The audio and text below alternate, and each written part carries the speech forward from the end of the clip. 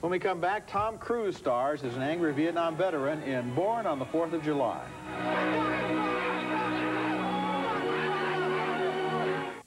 Our next movie is Born on the 4th of July, and this is an amazingly powerful and important film built on a performance by Tom Cruise that is far beyond anything this talented young actor has done earlier in his career. It's a brave performance about a brave man, a Vietnam veteran named Ron Kovic, whose autobiography inspired the film. As the movie opens, Kovic, played by Cruise, is a typical teenager in a typical small American town, and he's proud that he has volunteered to be a Marine.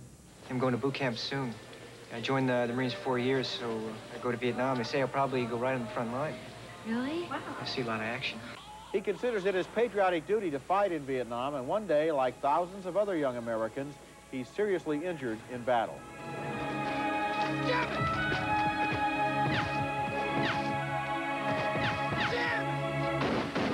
The news from the doctors is grim for the young man, who's told he's paralyzed from the chest down. Will I ever be able to have children? No. No, but we have a very good psychologist here. He's helped. Oh, I'll walk again. No. I know Let I'll me walk tell you again. something, Ron. You will never walk again. Back home, Kovic still defends the war, especially against his anti-war younger brother.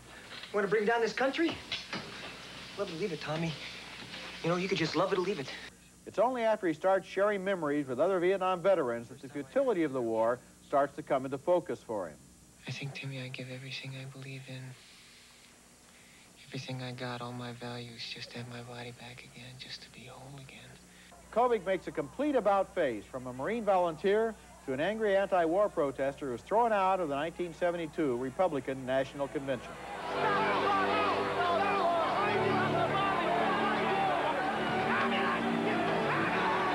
Born on the 4th of July is based on the life of one Vietnam veteran, and it was directed by another one, Oliver Stone, who told his own story in the Academy Award-winning movie Platoon. This movie is like the second half of that story, telling of an America that was bitterly divided over the war, and of one American soldier who reflects that division and bitterness.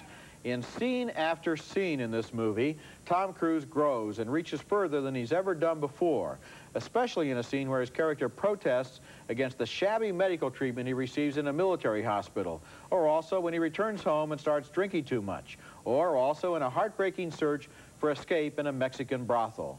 By the end of this movie, I felt as if I had relived an important part of that most important chapter in the recent American past, and I knew I'd seen one of the best movies of the year. I think it is clearly that, and it's one of the great performances in recent years.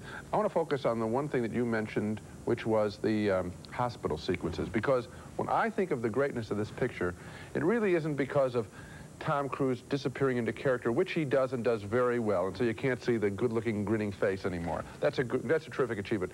But what's especially good and courageous is, I think, Oliver Stone showing what the veterans have to go through if they have been seriously wounded and crippled. And so we see scenes that are not going to be box office, that are going to turn people off, but are going to make a memorable film. And that is, I'm talking about what they have to do if you're crippled with your bodily functions.